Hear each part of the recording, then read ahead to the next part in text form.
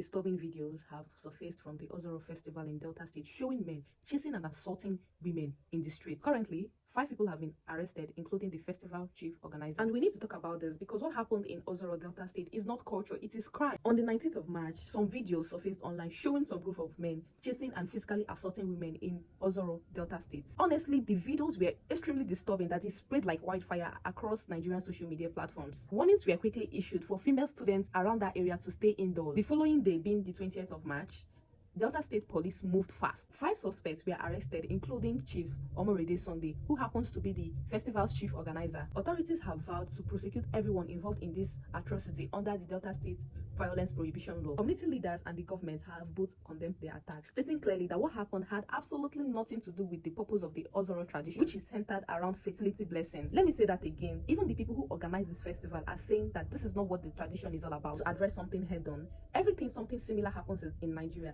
There are quite a number of people who want to hide behind culture. Tradition, this is how it has always been done. I want to be direct. Culture is not a shield for violence, and tradition is not a license to assault women, and that's on period. Nigerians online have rejected this excuse overwhelmingly, and rightfully so. The same community leaders are saying this was never part of the tradition, so the cultural argument doesn't even hold water on its own terms. What we saw in that video are a group of men who felt entitled to assault women in broad daylight, and also felt protected enough to do it on camera. And trust me, that level of boldness doesn't just come from anywhere. It comes from years of this kind of behavior being excused, minimized, or even ignored. The arrests are a step in the right direction. 5 people in custody, including the chief organizer. That's accountability. But we need to make sure that this doesn't just stop at arrests. Nigerians have seen too many cases of people being arrested, the internet moves on, and nothing good comes out of it. We need prosecution, we need sentencing, and we need it to be visible enough to send down a message. Delta State's violence prosecution law needs to be applied to the fullest extent. These women deserve justice, not a quiet settlement and not a slap on the wrist. And this brings up a bigger issue.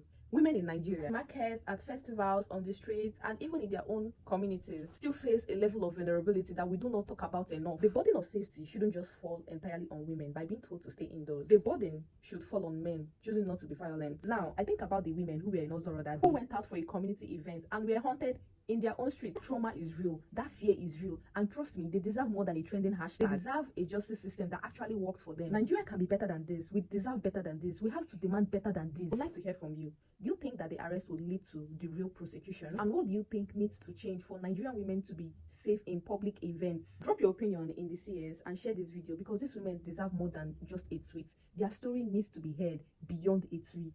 Also, if you're just coming across my page for the first time, please subscribe to my video. Till next time, see you soon. Love you.